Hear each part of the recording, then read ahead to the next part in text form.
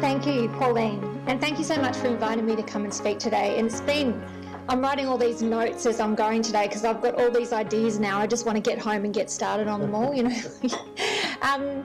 But great presentations, I've really enjoyed today. So I feel a bit like a square peg in a round hole here with all my medical and science professionals, and obviously a lot of today's talk has been about placement, but I really wanted to use PebblePad for something totally different, which I'm going to speak to you about today.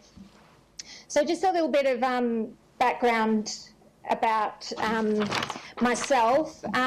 For almost 30 years, I was an air traffic controller, and over my career, I looked after millions of passengers and thousands of tons of freight as they navigated the sky. And we were considered guardians of the sky. That was sort of our role.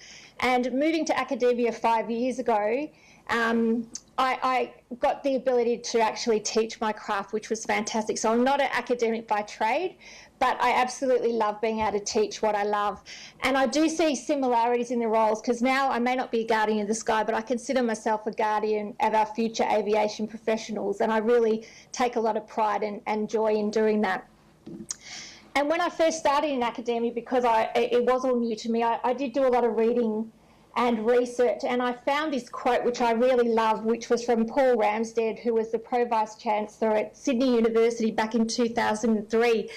And he said that teaching is one of the most delightful and exciting of all human activities when done well, and one of the most humiliating and tedious when done poorly. And I thought, oh my God, I so get that, right? Like, for all those academics out there, or anyone who just, you know, has to get up and talk, when you're underprepared, overworked, you're not quite as polished as you like, and that feeling of, you know, that little bit of humiliation, and it just becomes such hard work. And I thought, I don't want to be sitting on that side, you know. I want to be the one that's standing up there going, that was exhilarating and I loved every minute of it.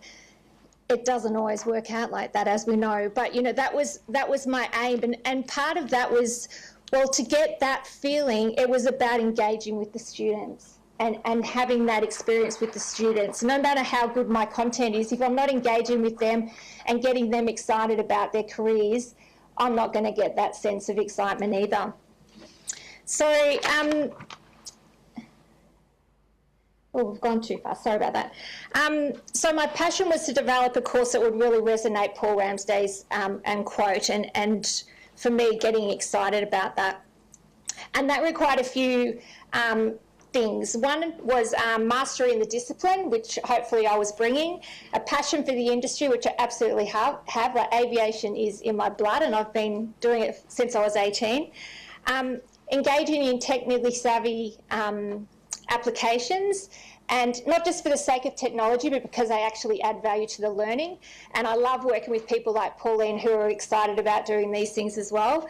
A focus on authentic learning and teaching, and with a direct link to employability from day one. So that was really the key. And bringing all that together, I really felt like I could get the students excited about what the world would look like, full of possibilities, and really give them a clear sort of insight into where they might fit into the world of aviation going forward. The problem was with this course that I teach, which I teach into a Bachelor of Aviation. My subject is air traffic management. Half the cohort are going to be commercial pilots, and the other half are a mix of airline managers, airport operators, aviation safety specialists, so a real mix of a cohort. So it was trying to really engage each of them to make it relevant to their own personal job. So going back to 2019, RMIT brought in 6 authentic assessment characteristics, and for me it was really important to try and link into those. And I really felt like this assessment that I was trying to build was linking in with the yellow one there, which you can see, which was transferable knowledge and skills with real-world application. So demonstrating how the knowledge and skills can be applied in a workplace or community context. So I was really trying to figure out a way how I could, for each person, depending on their role, could bring that into being for them. So before I progress, I guess it's important to understand the underlying philosophy, which was that assessment as learning as opposed to of or for. So the as learning aspect was really important for me, and as the research, has been, cementing for many years that it serves the purpose of using assessment to support learning. And I also love that when we use assessment as learning, those with a personal interest in a particular activity, such as aviation or their specific job, when they can see that in them for themselves, they enjoy the activities more, there's a lot more personal interest and engagement with the activity. So that was really my aim. So using PebblePad, I was able to really create an assessment that enabled me to do this. So Boyd, back in 2001, which was, 20 years ago now, articulated the importance of also reflection in the learning. So the PebblePad really enabled me to have that reflection part built into the assessment to allow students to really engage in the work. And importantly, take ownership of the material, which I think has been a real theme today. Many people have touched on, giving the students ownership on this, and that was a real key with this workbook. And I think the PebblePad is a perfect and beautiful place for us to be able to do all these things. And of course, all of this relates back to the course learning outcomes. So the course learning outcomes painted the picture for the students, what they were required to do, so in terms of demonstrating, describing, critically evaluating. And with pulling all of that together, we were really able to come up with a PebblePad assessment that really linked in with those course learning outcomes. So the key for this was designing a workbook that they would tackle small problems each week, an activity each week.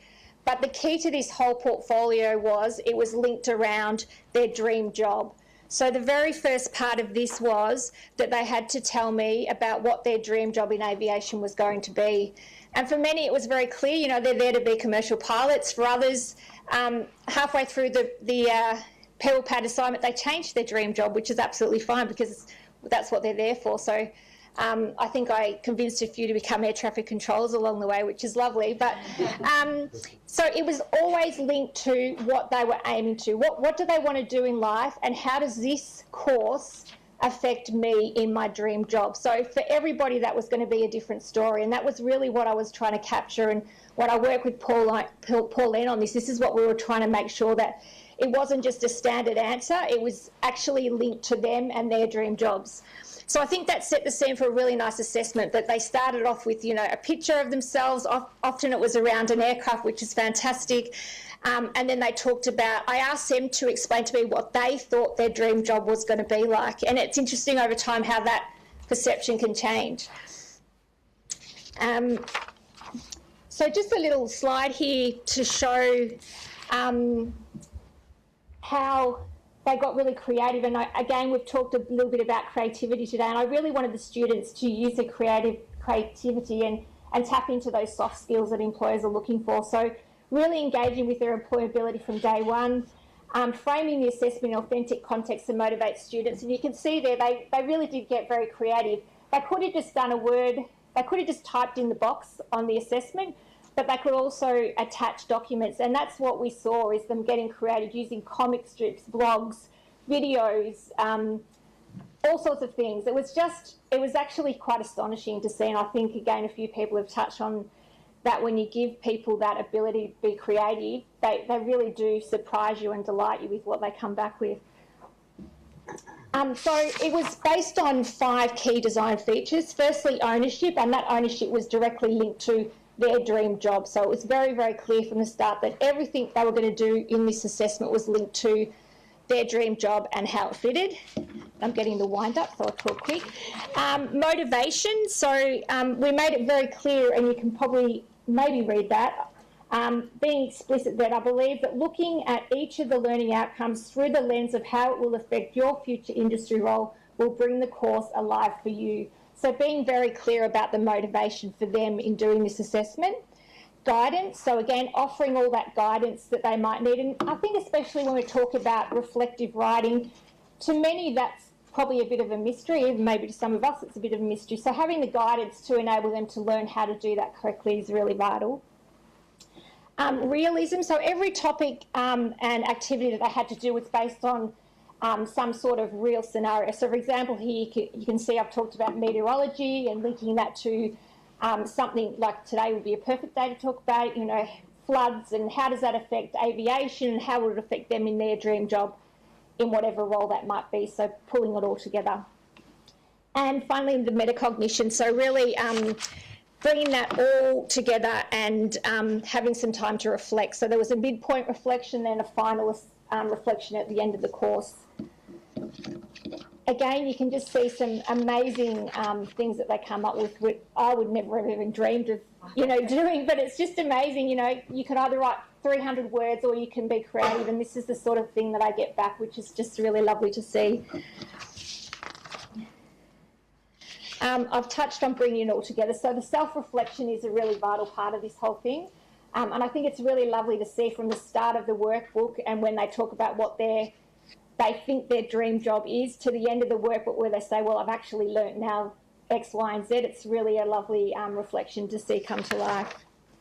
And just a little bit of CES feedback. So this course is brand new. I only started running it last year. PebblePad's brand new from me, and in my discipline, in aerospace engineering aviation, I'm the only one that uses it. So I'm on a steep learning curve and just finished semester 2, and I've got lots of little tweaks I want to make. But I think especially the second one there, that this different style of assessment, more practical and ties in with graduate employability outcomes, which is excellent. This sets a new benchmark for what other courses are doing and is being used in other programs at other universities.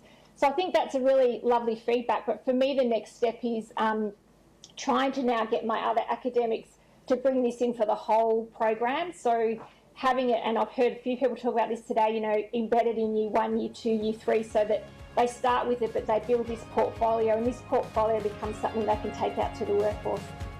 Thank you.